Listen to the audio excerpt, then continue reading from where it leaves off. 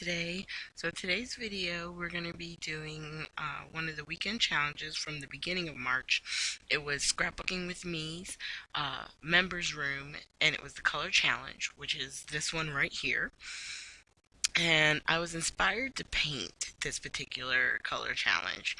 So I'm going to pull out my Kuretake pan watercolors as the 36, and I'm just going to wet up some of the greens and blues, and I'm going to grab one of my brushes and we're going to start layering it on.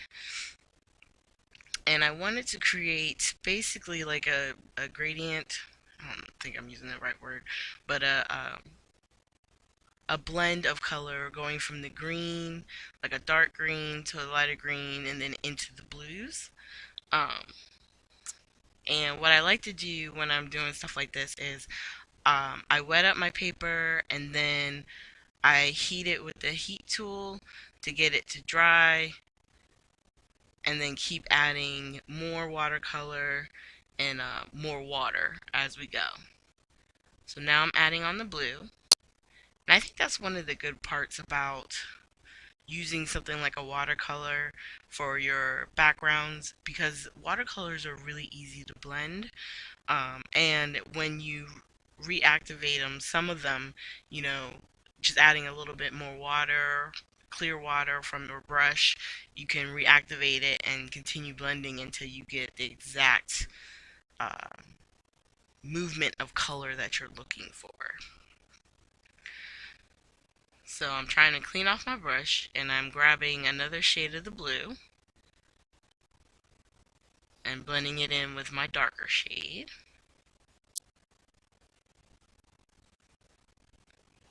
And I find if you have issues with your colors blending, you can also, if you're heating in between like I am, you can grab the lightest of the colors and color the entire background with it. It'll re-moisten the paper, and then you can go back again like I'm doing right there with the color, with the greens, the blue, and the blue that we're using on the bottom.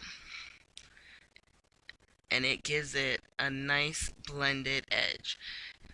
And once you get it to the point where you're most happy, just go ahead and heat it with the heat tool, which is what I'm doing here, just to make it go a little bit faster, so you don't have to sit and just watch me wait for this literal paint to dry.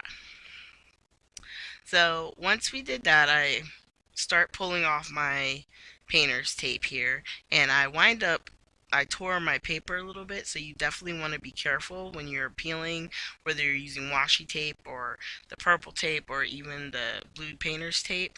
You just want to be careful. So I knew immediately that I wanted to use this peacock stamp that I had in my collection. I've had it for years, and I think I may have used it once, maybe twice before doing this video.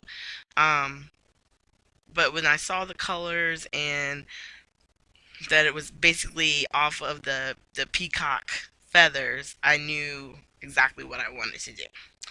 So I'm just prepping up my watercolor, making sure that where I want to put the peacock here is going to take the embossing powder and not stick to my paper in anywhere. And I was going to use my Stamp-A-Majig to place it on my actual project, but I decided, okay, I'm just going to lay down and I'll use the back of this cardstock as a mat to kind of push it in. Now, I did push a little too hard, only because the flat part around the peacock had some of the Versamark on it, and I wind up creating like a little line, like a shadow that went around the image as I put the embossing powder on. So I just grabbed a dry brush, and anywhere where there was embossing powder that I didn't want, I just used the brush to kind of wipe it away. And if I went too far, I just added some more back and then cleaned it up again. And now we're going to heat this with our heating tool. And since, we're using it to make sure our watercolor paper was dry, it doesn't take very long for you to heat up the embossing powder because it's already preheated. And then I'm just going to take my little cloth and wipe off any of the extra powder that was to help stop the embossing powder to stick where I didn't want it. So now I got an A2 size card, which is 4 1/4 by 5 1/2.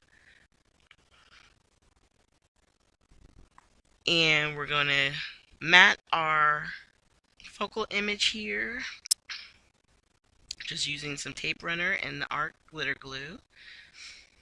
And I'm using the two adhesives definitely for this because of all the watercolor. The paper, even though you tape it down, sometimes it does still get a little warped. So it just makes it lay a little better. And then we're going to score our card at 4 1/4. And then we'll attach this to the card front. Now, if your watercolor piece seems a little warpy, you can put like foam tape or something like that, or fun foam behind it to make it one piece more sturdy, and then that'll also give you a little bit of dimension on your layer. And then I had this happy birthday that I pre-stamped and heat embossed probably a while ago, trying to figure out something for one of my cards, and instead of throwing it away, I just held on to it, and it works. I grabbed my phone tape, put it on the back. I'm going to peel the backing off and then add our happy birthday. And really, it could have ended right there, and it was a very pretty card, simple, but I was like, you know what if we put some sequins on this? It's a peacock. They're flashy when their feathers are all in bloom. I'm like, yeah, let's add a little bit of bling bling. And then I remembered why I had an addiction to sequins in the first place. Because you can't just do like the people who do just 3 and are able to wrap it up and be done. I envy, because I found myself, I was like, you know what? I need some over here, some over here. Let's just keep going. So, real quick, I'm just going to lay out all of my sequins. And at first, that was all I was going to do. I was like, okay, kind of match the color with the section that it was in, attach with the art glitter glue, call it done. Well, after I put those down, I was like, you know what? What if I make a little cluster with each of the colors? Because that one color that I took off, I wasn't feeling, because it was a more matte color sequin. And then I was like, you know what? I'm going to go ahead and just put it back and try and get it in the spot where it's that transition. And then I decided to take my clear, because they have different sizes. And with each of the color sequins, I'm creating a little cluster with the clear sequence. And then I'm going to grab my jewel picker and just get these attached. And I would say it's very easy to use the jewel picker for this. What I do like about the Pick Me Up tool is the fact that you have the 2 pieces where the back side, you can use it to kind of hold the sequin down, and then obviously the sticky side that helps pick them up as you're laying them down. So it's easy, it works. You just have to, play with it enough and get used to using it with this particular tool, because especially if you're coming from the pick me up tool, it takes a little bit of getting used to. And then there's your card. So here are the close-ups. And thank you so much for joining me. Make sure you hit the like, subscribe, and share button. I will have links at the very end to videos that are coincide with the weekend challenges that we've done in the past. So that way, if you've missed any or you haven't seen them, you can just click on those links at the very end, okay? And as far as scrapbookingwithme.com, I will have links for that down below. If you do purchase on the website, you can use my coupon code, which is TT15, and you'll get an additional 15% off as long as it's not already on sale. Thanks again, you guys, and I hope you have a great day.